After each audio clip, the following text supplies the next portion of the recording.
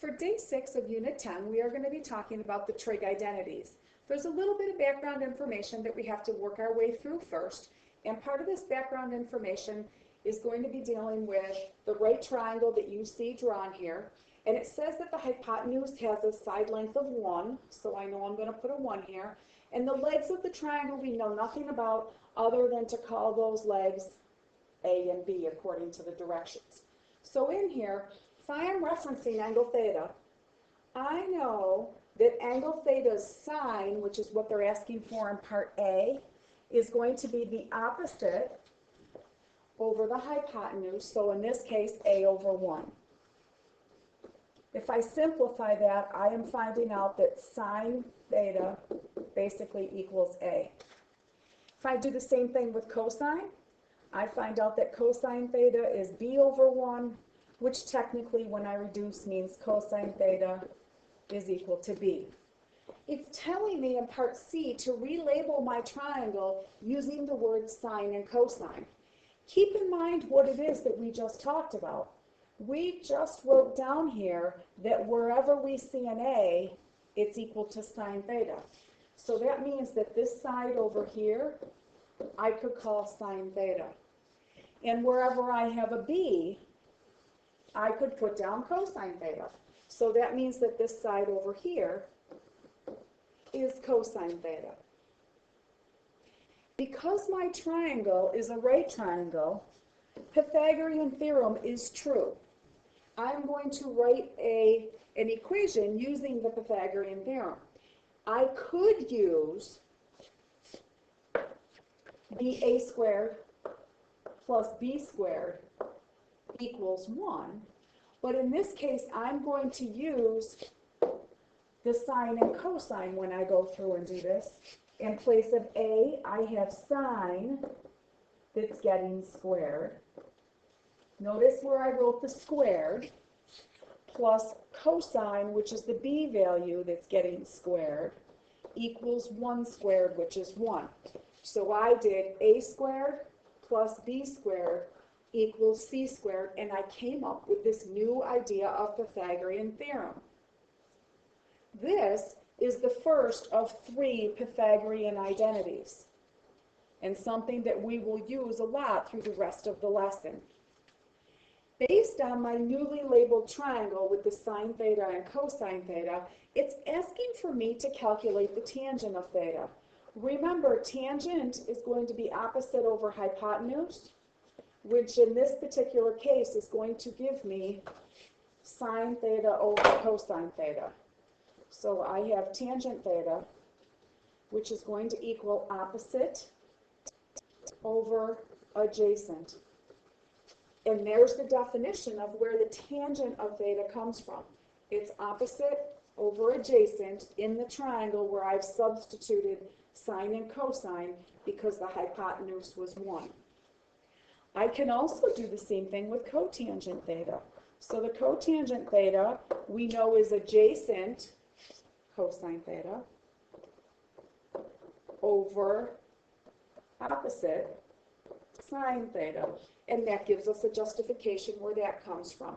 And we did talk about this a couple of days ago, how tangent is sine over cosine, and how cotangent is cosine over sine. And here's the reason why it is that that works.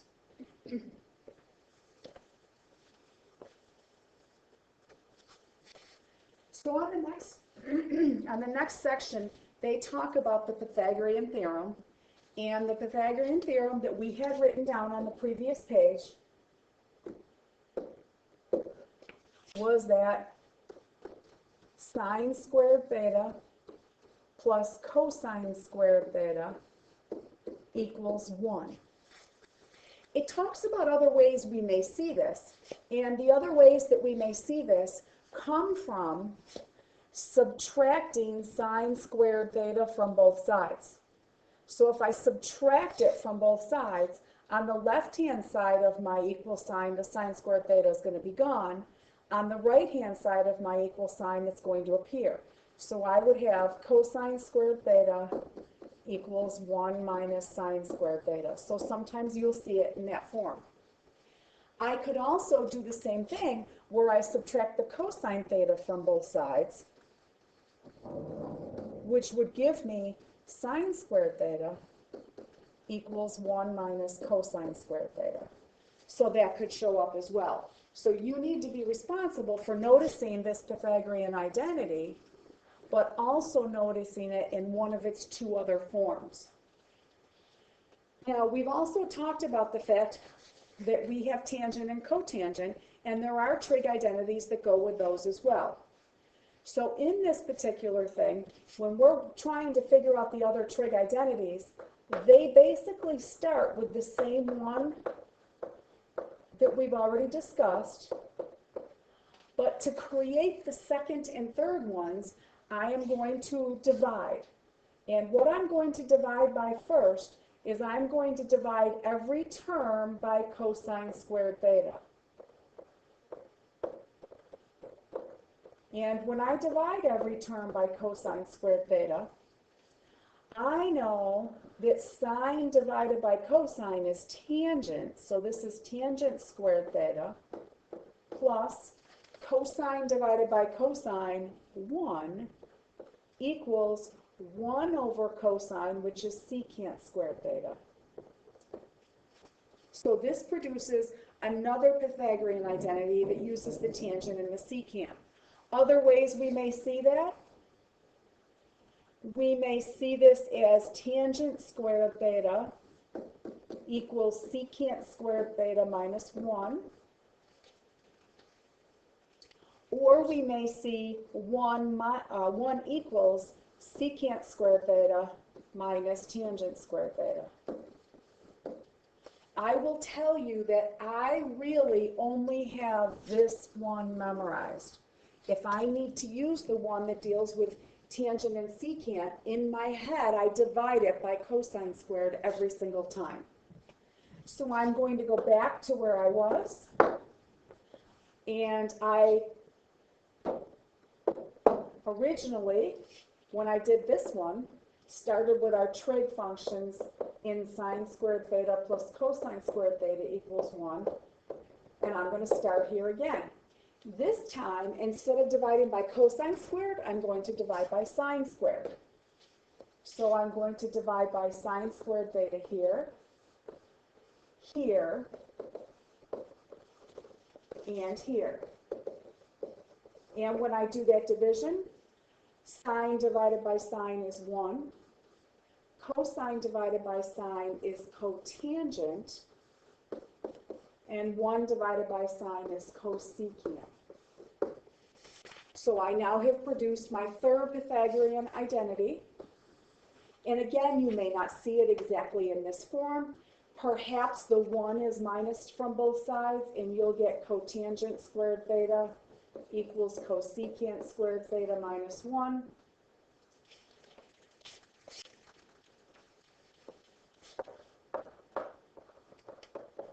Or perhaps the cotangent squared theta is taken to the other side, and I would have cosecant squared theta minus cotangent squared theta. So there's other ways that that can be noticed. It may take you a little bit to get used to doing some of these. Remember, this is the basic one, the one that I really know, and then I do all the other ones based on that. So anytime I see sine squared, cosine squared, secant squared, tangent squared, any of those squares, that to me is a big hint that perhaps I'm going to be using one of the identities. So one of the ways that we use this is in a question where they tell us what the sine of an angle is, and they want us to find the cosine of the angle. So when I'm doing this, they're telling me specifically how to do this here, that I have to use a Pythagorean identity. When I go through and I do this, I am going to use the Pythagorean identity that uses the trig functions that we're talking about. So we're talking about sine squared theta and cosine squared theta. And I know that the Pythagorean identity for those is that they add to 1. I'm going to put in the information that I know, which is that sine theta is 7 over 9. But this is sine theta squared, so I have to remember to put the value squared. Plus cosine squared theta equals 1. So this gives me 49 over 81 plus cosine squared theta equals 1. Remember, I'm solving for theta, so I want to get the cosine theta alone first. So I'm going to minus the 49 over 81 from both sides. Now, some of you are going to be real tempted to grab your calculator to do this. Remember, if you're subtracting 1 minus 49 over 81, you want to cross this out and give this the same denominator. So 81 over 81 minus 49 out of 81 will give me cosine squared theta equals 32 out of 81. Now, some of you are going to get a little bent out of shape about that. Remember, we're working with the fractions, but it doesn't turn out to be as bad as what you might think. I know that I have to square root in order to solve, so I end up with the cosine of theta equals, and in this case, it's radical 32 on top, which is 16 and 2, and 9 on the bottom. Technically, it's plus or minus. So in here, the cosine of theta will be equal to 4 radical 2 over 9.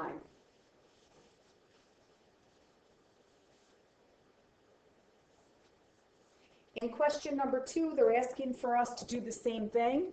They give us a value, ask us to find the other one, but they're telling us that they want us to use a right triangle to go through and do this. So we're going to talk about another way to do this as an alternative to using the Pythagorean identities. And this may be part that some of you are a little more comfortable with. So I know that I have a triangle that's a right triangle. Here's angle theta. And the cosine of that angle is 4 over 5. So adjacent over hypotenuse. I have a missing side length over here. To find x, based on the fact that this is a right triangle, I can go through and do Pythagorean theorem. When I go through and do that math, I'm skipping steps, I will get that that turns out to be 3. So this missing side over here is 3. They're asking for me to find the sine of theta. I know that sine theta is opposite over hypotenuse. I know that the tangent of theta is opposite over adjacent. So this is a lot quicker sometimes than going through and using your Pythagorean identities. It just kind of depends on what it is that you see when you're working on that.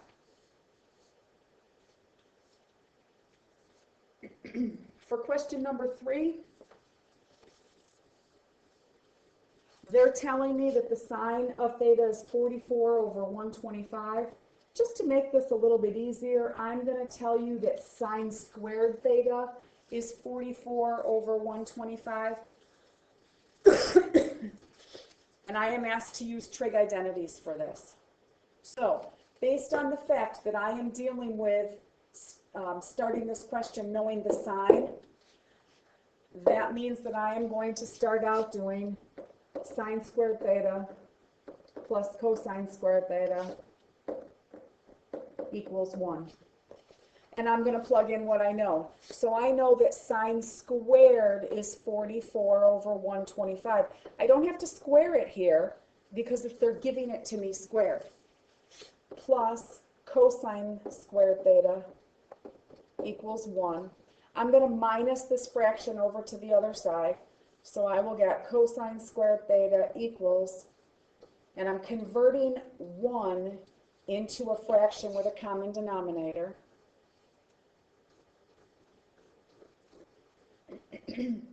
So this means that cosine squared theta equals 81 over 125.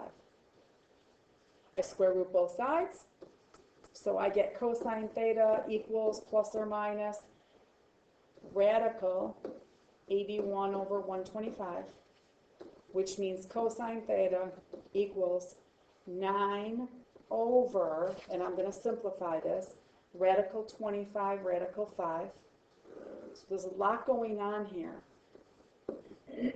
Cosine theta equals 9 over 5 radical 5. It is illegal for me to leave my cosine value or any value with a fraction in the denominator, so I need to multiply. So I end up with cosine theta being equal to 9 radical 5 over 25. This is 5 here. And then I am also, this is my answer for cosine, I am also asked to find tangent. As a reminder, tangent is equal to sine over cosine. So in this particular case, if it's equal to sine over cosine, it is technically equal to the square root of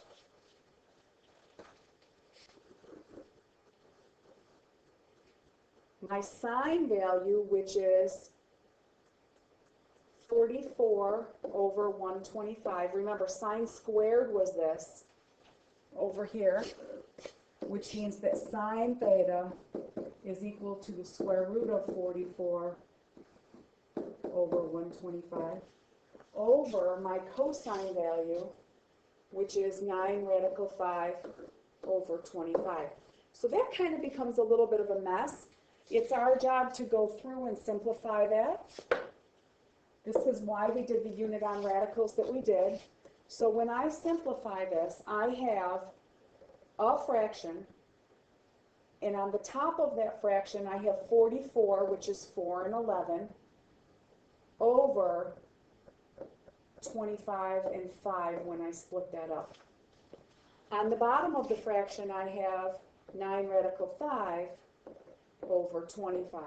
And we had talked about this previously, about how we're going to treat this big division bar in the middle, fraction bar, as a division bar. So I technically have the top, which is 2 radical 11 over 5 radical 5, divided by 9 radical 5 over 25.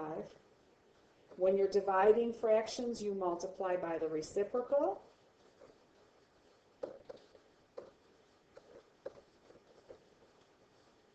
Which gives me 50 radical 11 on the top, and on the bottom I have 45 times 5. So this is 50 radical 11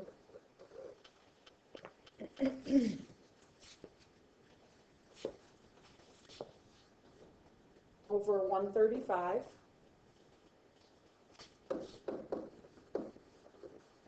How about 225? Wrong number. 225. And then that can be reduced. I'm looking for a number that goes both into 50 and 225, which is 25. So that's 2 radical 11 over 9. I just want to go back and point out to you, because this was an extremely lengthy problem to go through and simplify. Our cosine value was not terrible. Our sine value was a little yucky because it had that radical in there. When I put them together and do sine over cosine to get tangent, this part that's here involves a lot of simplifying. Technically, what's in that section is working with fractions and working with radicals. So there's 2 things in there, and you need to be good at both of those, working with fractions and working with radicals. A lot of simplifying that goes on in that section. Okay, for the next part here, they're having us recall the reciprocal functions that I'm going to put over here for us. So we have cosecant of theta, which we know is 1 over sine theta, and we have secant of theta, which we know is 1 over cosine theta. And those are 2 things that we want to keep in mind as we move into the next section of this lesson. In the next section, they're asking us to use the identities, the a squared plus b squared equals c squared, which we then converted to sine squared theta plus cosine squared theta equals 1, and all of the friends with that one, and the reciprocal functions to rewrite each of the following as a single trig function. So if I start with 4a, I am going to say, well, what can I change here? And usually my goal is to get everything written in terms of sine and cosine because it allows me to cancel things. So I have sine theta, and then I have cotangent. So I'm responsible for knowing that cotangent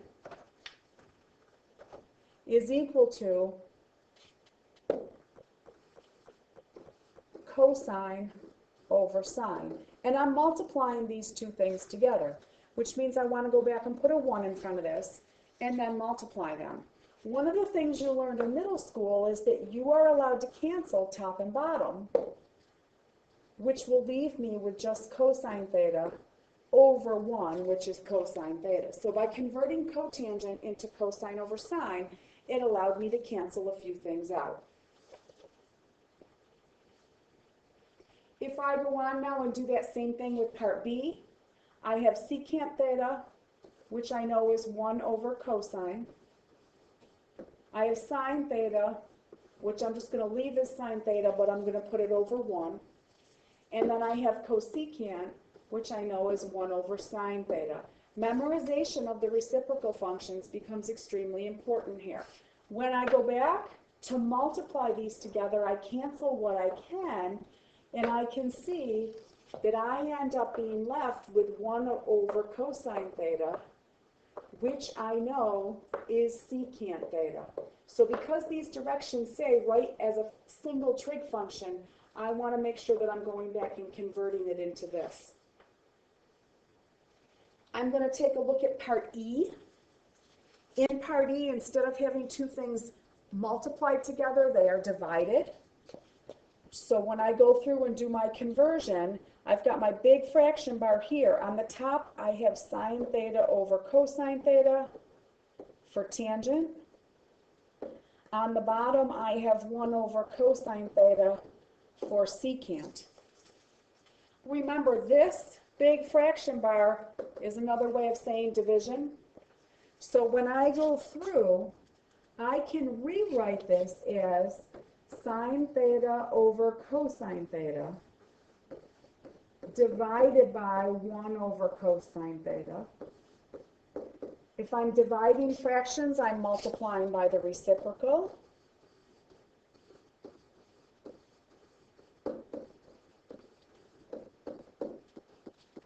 And when I do my canceling at this point, I can see that I am just left with sine theta. Some of you may wish to skip this step and perhaps jump right to the one where you're changing it. That is totally fine if you do not need to go through and write that down. Don't feel like you have to. For part G, when I look at part G, the top part of this immediately jumps out at me because that is my Pythagorean identity. If I have sine squared theta plus cosine squared theta, I know that that is equal to 1. So this becomes 1 over cosine theta, which I know is secant theta. That same thing happens over here when you're working on part H. For part I have the same thing happening here. This is one of the alternate forms of sine squared theta plus cosine squared theta equals 1 with this moved over here. So if that's the case, then that means I know that sine squared theta is equal to 1 minus cosine squared theta. And if I have a sine squared theta on the bottom and on the top, they cancel and both become 1.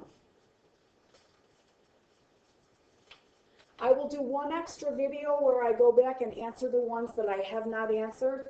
That extra video is optional.